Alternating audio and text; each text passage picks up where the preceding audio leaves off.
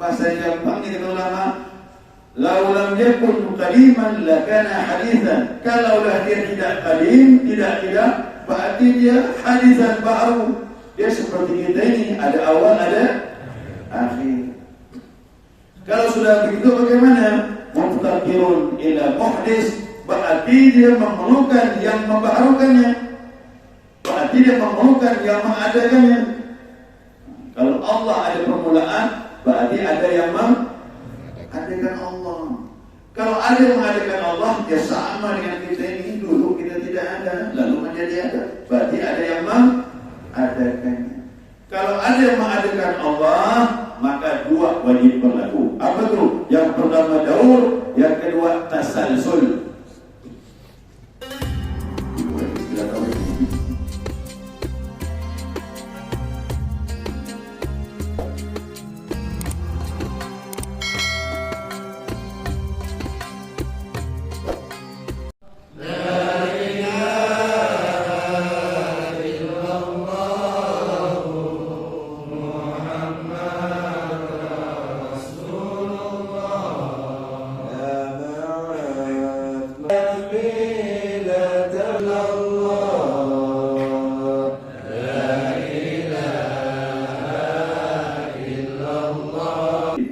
Hadza bina'un qadim, ini bangunan sudah tua, artinya lamanya, bukan dia qadim sebagaimana Allah Subhanahu wa taala. Ya, Allah itu qadim, terbaiknya tiga. Nah, tiga macam berisinya. Tiga-tiganya sama maknanya. Arti qidam itu terdahulu atau disebut dengan adamun awaliyah. Pakai ain, adamun awaliyah. Kalau Adam Nabi Adam, di sana ada titik di atas tu. Ya, adamul awaliyah. Jadi kitab ini artinya adamul awaliyah, ibaratun an adamin awaliyah lil wujud. Kitab itu ya wujudnya tidak ada awal. Ya, seulangi. Jadi kitab itu wujudnya tidak ada awal bagi wujud Allah Subhanahu wa taala. Adapun makhluk ini ada awal. Ya, ada awal. Semua makhluk sekalipun cukup lama umurnya tetap ada awal. Sedangkan Allah dikatakan an ada min awaliyah lil wujud, tidak ada awal pada wujud Allah Subhanahu wa taala. Itu satu. Yang kedua bisa juga disebutkan ya ansal bil adamis sadiqi ala wujud, yaitu menolak wujud Allah dimulai dari ketiadaan. Ya, menolak wujud Allah dimulai dari ketiadaan. Sama yang mirip itu.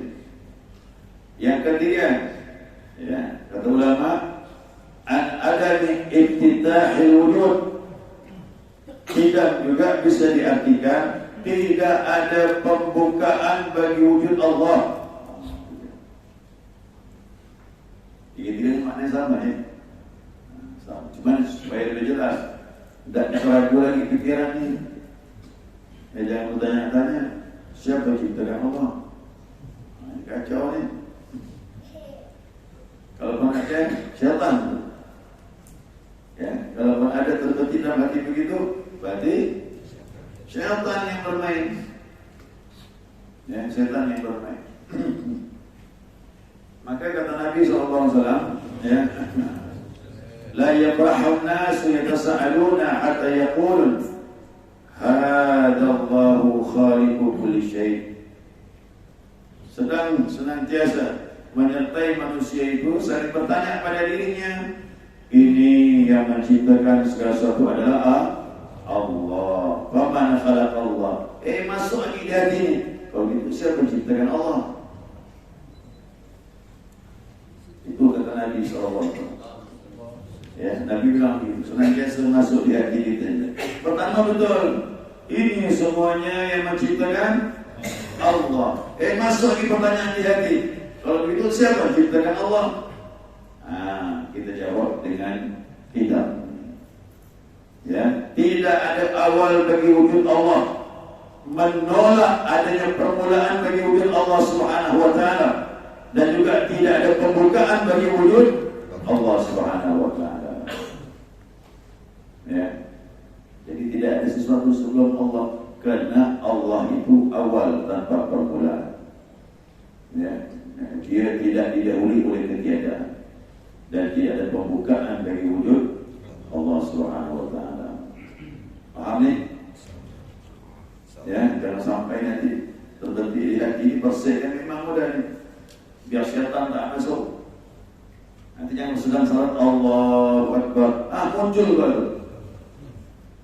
Aku ni menyembah Tuhan menciptakan langit dan bumi, tapi hatiku berkata, siapa menciptakan dia?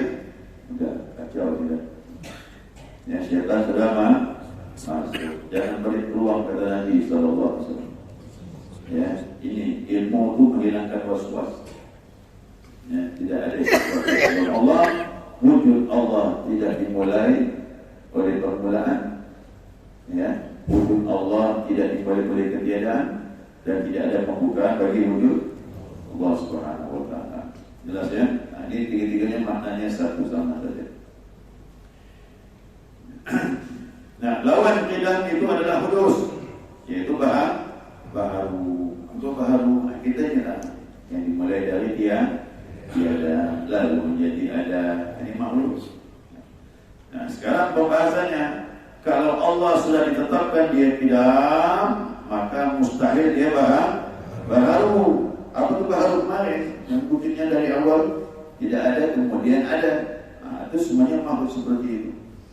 Nah, kemudian qidam ini adalah sifat salbiyah.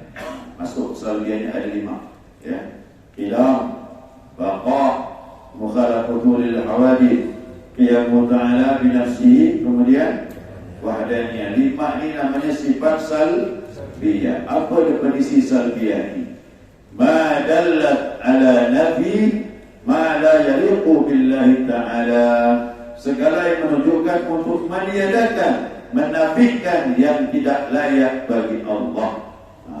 Jadi kau terbetik di hati, yang menciptakan langit bumi Allah. Kalau begitu siapa menciptakan Allah? Sifat salbiyah.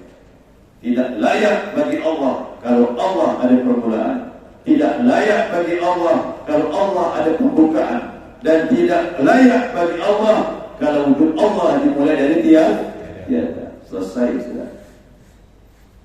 Yang layak itu hanya pada makhluk saja. Makhluk ada pembukaannya, ada awalnya, dimulai dari tiada. Ini untuk bedakan ya.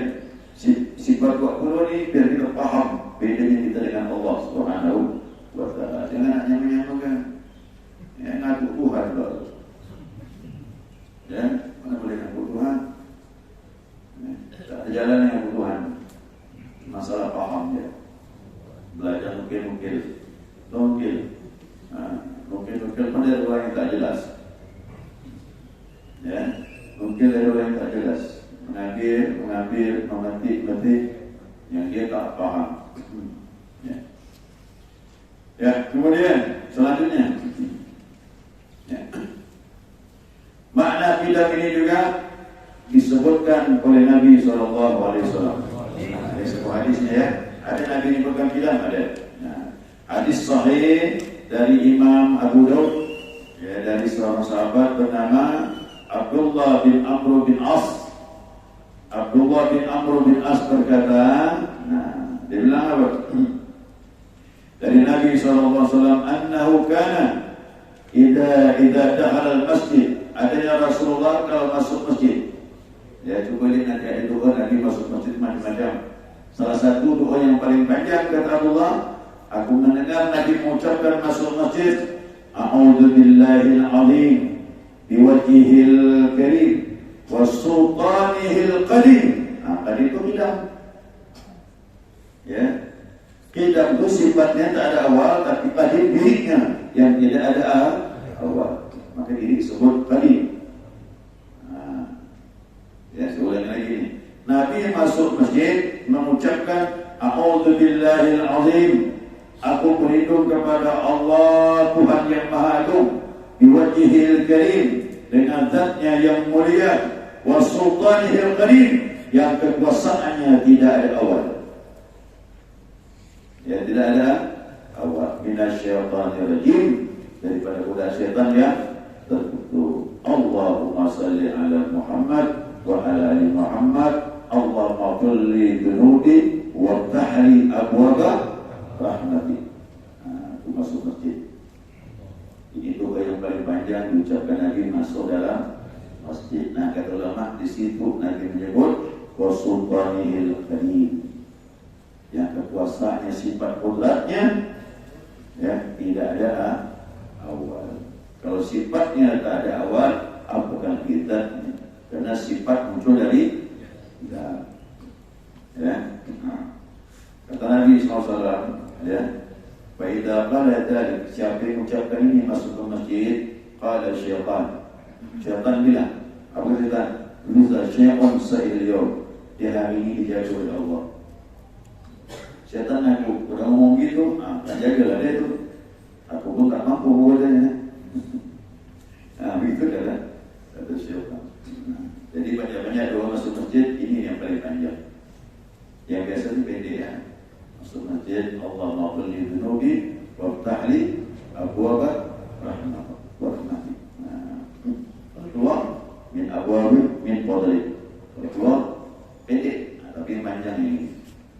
Ya, jadi masuk masjid benar-benar ada doa di tempat rahmat. Kalau masuk WC,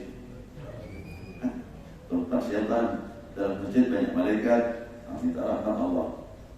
Masuk WC banyak syaitan, boleh kembali kepada Allah. Jadi ada tempat-tempat. Masuk rumah macam mana?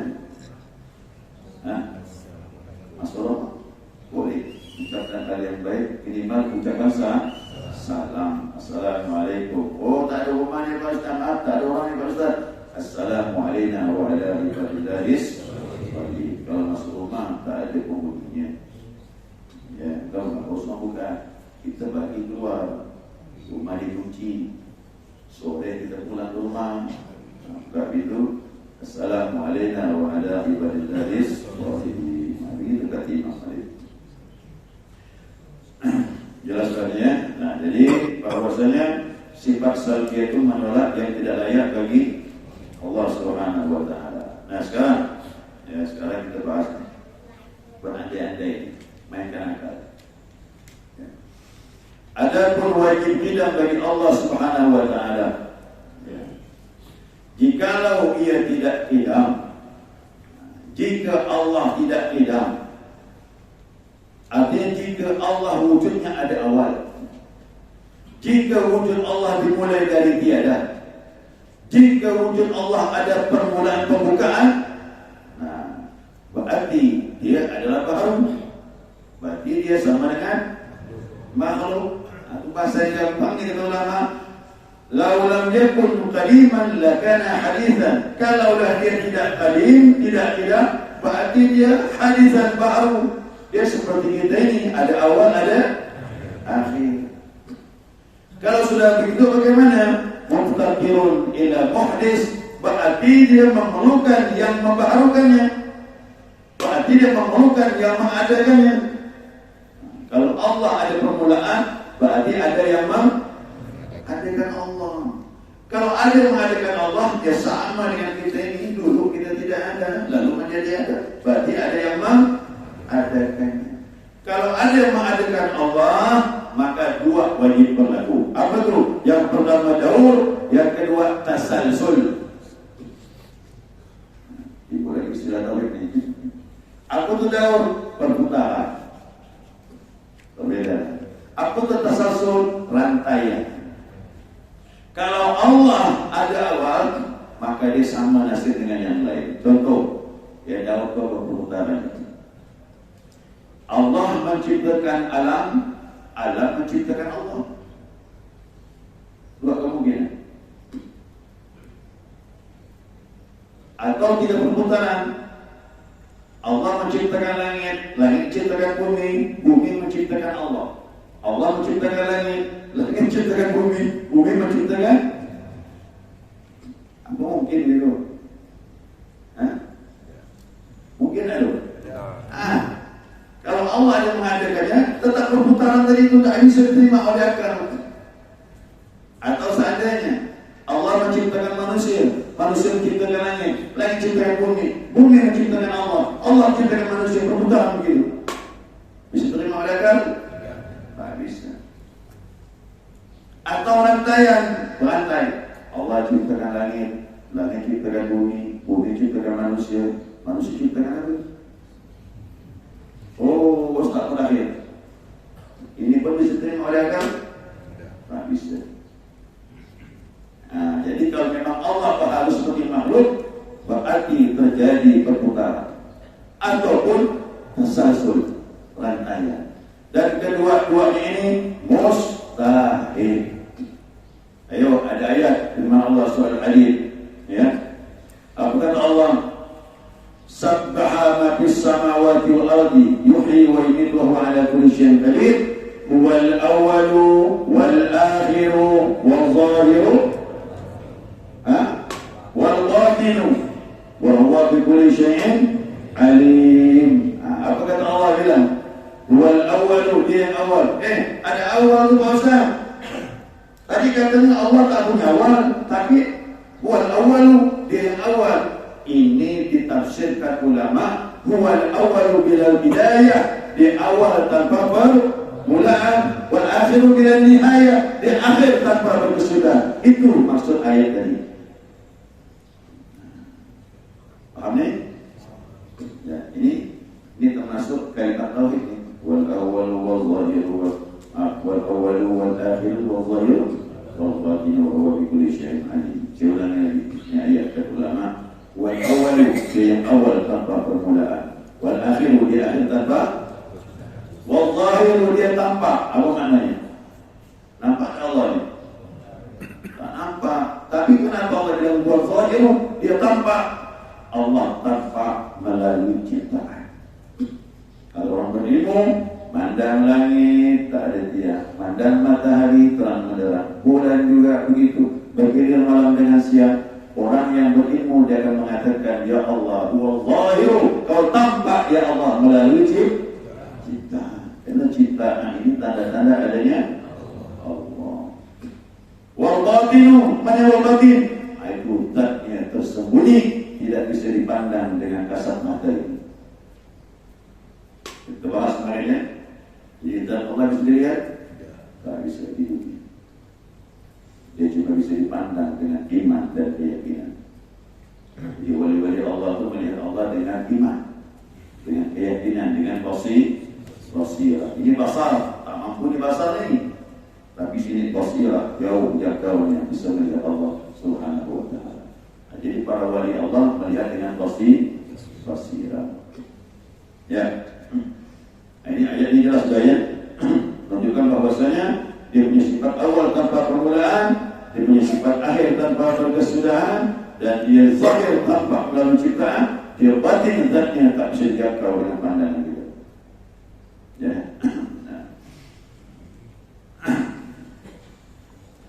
Maka jauh dengan tasalsul itu mustahil kedua-duanya. Dengan demikian, apabila daur tasalsul mustahil, niscaya baharunya Allah juga mustahil. Mustahil Allah ada permulaan, mustahil Allah di awal dari ketiadaan, dan mustahil ada pembukaan bagi wujud Allah Subhanahu wa ta'ala. Kalau begitu, maka wajib dia bersifat dengan qidam. Jadi jamaah sekalian, kalau menyebut la ilaha illallah, la qadima illallah, tidak ada wujud yang qadim tanpa awal kecuali hanya Allah saja yang wujud tanpa awal. Yang lain semuanya ada awal, ada akhir. Jadi jangan lagi dalam tengah salat Allah muncul lagi pertanyaan di hati, siapa ciptakan Allah? Syaitan pula. Ya, syaitan sedang bermain. Ya, kata Nabi, ya'ti syaitan ahadukum senantiasa datang syaitan kepada kalian yaqul, dia berkata man khalaqa kadza, man khalaqa kadza, man khalaqa kadza, siapa ciptakan ini, siapa ciptakan ini, siapa ciptakan ini. Sampai kata Nabi, syaitan bertanya di hatimu, man khalaqa rabbak, siapa yang menciptakan Tuhan. Kalau dia datang ke Nabi, fasta'id billah, berlindung kepada Allah daripada godaan syaitan. Allah yang tadi kata Nabi, hentikan hatimu seperti itu, selesai sudah. Jadi sahabat dulu nyaman dengan Nabi, begitu dia tanya begini kata Nabi, itu sudah selesai sudah. Jangan kita pikirkan itu sudah ada ciptakan Allah, selesai sudah. Sekarang tak cukup itu bang, mau dikaji. Kalau ada menciptakan Allah, berarti Allah baharu. Ada awal, ada akhir. Dia bergantung dengan yang mengadakan. Kalau begitu dia lemah. Kalau dia lemah, dia bukan Tuhan. Tak layak jaga Tuhan. Ya. Baik, kita lihat semuanya ada awal, ada akhir. Itulah makhluk. Sekali juga ucapkan jamaah waktu mengucapkan la ilaha illallah, la kalima bihaqqin illallah. Tidak ada wujud yang kalim, yang wujudnya tanpa awal kecuali hanya Allah. Saya kok berpikir mana masalah? La ilaha illallah, la kalima illallah, la ilaha illallah, la baqi illallah. Tidak ada wujud yang kekal kecuali oh, untuk tauhid ini masuk dalam la ilaha illallah. Siapa nanti berpikir dengan kalimat ini melejit imannya. Kalau paham dari, kalau paham kalimat Allah, dipikirkan lagi melejit atau iman. Ini adalah kalimat tauhid. Tauhid berhubungan dengan iman. Baik, sekali itu kita dapat dipahami. Selanjutnya silakan kita hal-hal yang belum jelas. Assalamualaikum. Ijma. Ijma ini kan kumpulan pendapat ulama. Tapi kenapa ada dalam ajaran agama kita ini pendapat Syafi'i, Maliki, dan seterusnya itu? Apakah mereka ini tidak menjalankan ijma ini sehingga muncul pendapat mereka masing-masing, termasuk tauhid yang kita pelajari ini? Nah, ini cuma ada cerita ini penjelasannya Pak Ustaz. Yang pertama, yang kedua, ada pernyataan tafakkaru fi khalqillah wala tafakkaru fi khaliqillah. Ini kan dah jelas. Tapi sekarang kita tetap masih memikirkan zat Allah. Jadi apakah ini tidak kontradiksi dengan pernyataan ini Pak Ustaz? Maka saya barangkali juga pertanyaan. Cuma disepakati 4. Ya, disepakati 4. 12 hukum, super hukum. Dan 4 itu dipakai 4 mazhab. 4 mazhab semua begitu. Yang mana yang disepakati ini? Hukum yang disepakati yang sifatnya usul. Ada usul, ada furu'. Nah, usul itu sifatnya dasar agama yang tidak boleh kita berbeda. Contohnya apa? Syahadat. Syahadat apa sama? Apalagi Islam. Bukan Islam ada 5. Syahadat, apalagi salat. Kalau ada mazhab salat 6 waktu keluar tu. Kalau ada salat cuma 2 waktu keluar tu. Kemudian puasa Ramadan. Kalau ada mazhab yang tak boleh puasa Ramadan keluar tu. Apalagi kemudian zakat. Zakat itu sahabat yang tak mengeluarkan zakat diperangi sama Abu Bakar. Jadi bisa kafir. Kemudian yang terakhir haji. 5 macam ini disepakati sama dengan rukun iman. Iman kepada Allah, yakin Allah itu ada. Yang kedua, iman kepada malaikat, iman kepada Rasul, iman kepada kitab, iman kepada hari kiamat. Yang keenam Allah dan Rabbah. Ini 6 ini disepakati. Siapa yang tidak meyakini ini keluar daripada iman. Kalau tak disepakati, maka keluar dari Islam. Iman sama Islam apa satu je. Iman dalam hati, Islam amaliyah kita lahirnya. Nah, ada perfuru'iyah, cabang-cabang itu tak bisa dihindari Pak. Dari zaman sahabat ada perbedaan. Contohlah tadi mengenai bismillah. Ada ulama menjaharkan bismillah, ada tak menjaharkan, tapi sama-sama baca bismillah. Kemudian ada Ada yang pakai kunut, ada yang tak pakai kunut. Semuanya dalam mana? Hadis Nabi juga. Cuma cara memahami berbeda. Tapi ingat, ini masalah furu'iyah, masalah cabang tak bisa dihindari. Tetap ada perbedaan. Ya, tetap ada perbedaan. Demikian juga mengenai bayi yang lahir itu diadzankan. Khilaf juga ulama. Ya, bahkan dalam mazhab Syafi'i pun khilaf. Begitu diadzankan waktu dikubur, tak disepakati semua. Ini hal furu'iyah bisa terjadi perbedaan. Cuma ulama sepakat dengan ijma' tadi tentang masalah usul. Rukun iman 6 sama, 4 mazhab. Rukun Islamnya sama. Kok ada yang keluar dari ini, berarti bukan Islam lagi, dia keluar daripada Islam dan iman. Jadi masalah furu'iyah tak bisa dihindari. Benar-benar bisa dihindari. Karena memang Nabi kadang berbeda pendapat. Maaf, Nabi menyampaikan tidak ada yang sama. Contoh gitu. Nabi berkata, Nabi kan mau pergi ke Bani Quraisyah, seorang Yahudi yang mengkhianati perjanjian. Ayo kita berangkat ke Bani Quraisyah, kata Nabi. Nabi bilang dengan sahabat, jangan ada yang salat asar kecuali sampai di Bani Quraisyah. Berarti mentaati Allah wajib juga mentaati Rasul. Karena seiring dia. Ati Allah wa ati Rasul. Taat sama Allah, taat kepada Rasul. Sahabat pun berangkat. Dalam perjalanan belum sampai kepada Bani Quraisyah, sahabat yang melihat ini tak lama lagi ini terbenam matahari ini. Tak lama lagi terbenam matahari ini. Nah, lalu sahabat ini kita salat saja asar di sini. Kalau kita menunggu ke Bani Quraisyah nanti masuk maghrib. Sahabat saya bilang jangan, kita taat kepada Rasul. Rasul bilang salat di sana di Bani Quraisyah.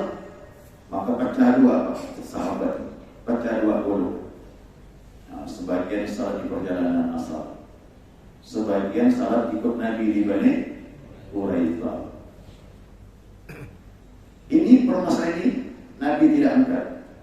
Yang sudah salat Nabi diangkat, yang belum salat ikut Nabi. Tapi ingat salat asar pada waktu maghrib. Salah kan? Enggak. Dua-duanya dibenarkan oleh Nabi SAW. Sahabat yang saat di perjalanan, dia asal taat kepada Allah karena sudah jaga waktu. Hafizu ala salawat wa salatul wusta. Jagalah salat 5 waktu dan salat asar, kata Allah enggak. Ustaz salat asar.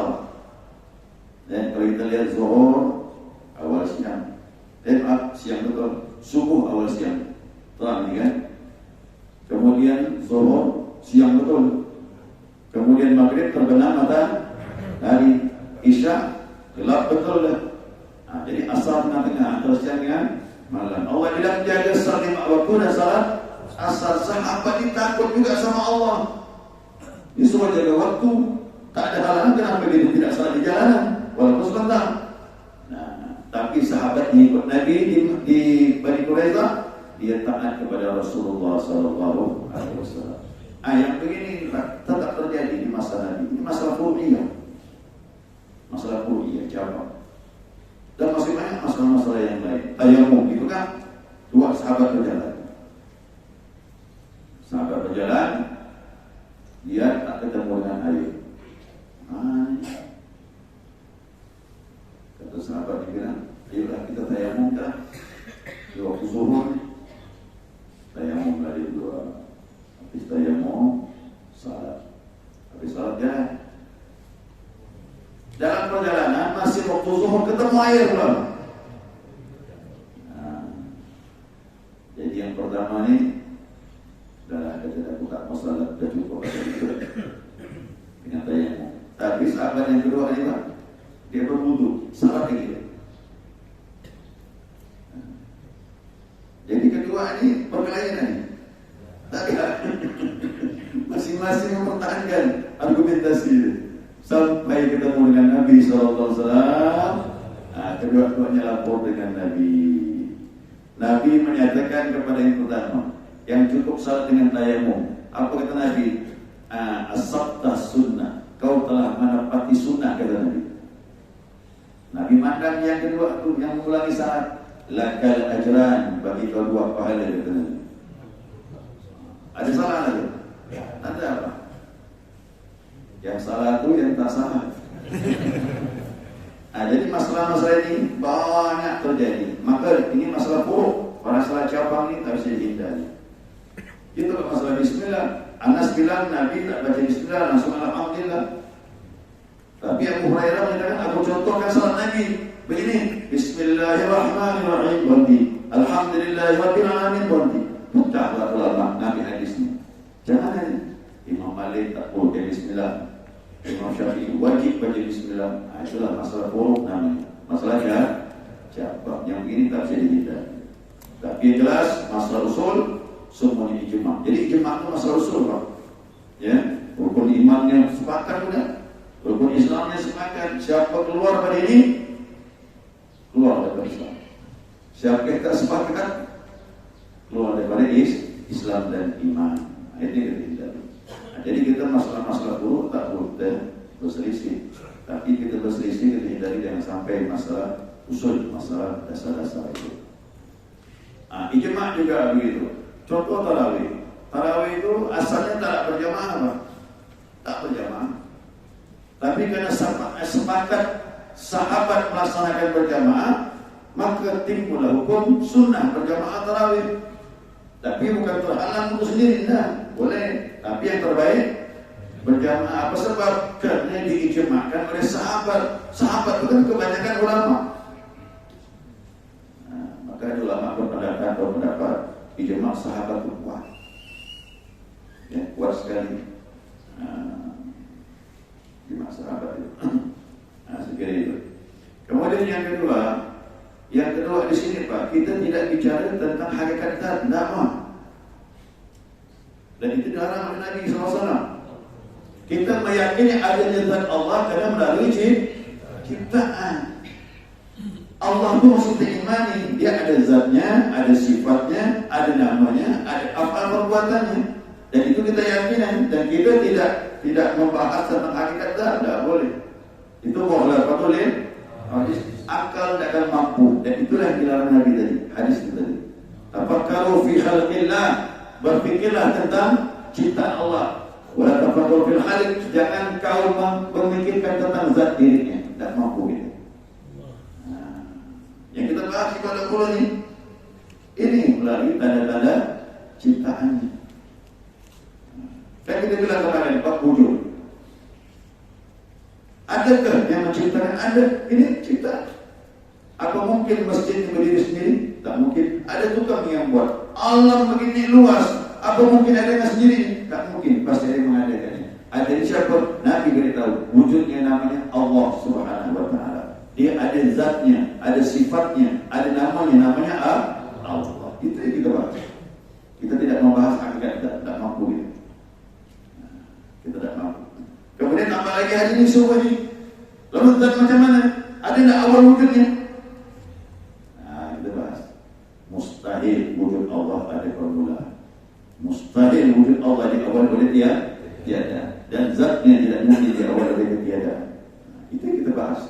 Tentang sifat-sifat Allah melalui cipta ini. Nanti insyaAllah pertemuan akan datang kita akan bahas wujud Allah baqi, dia kekal selama-lamanya.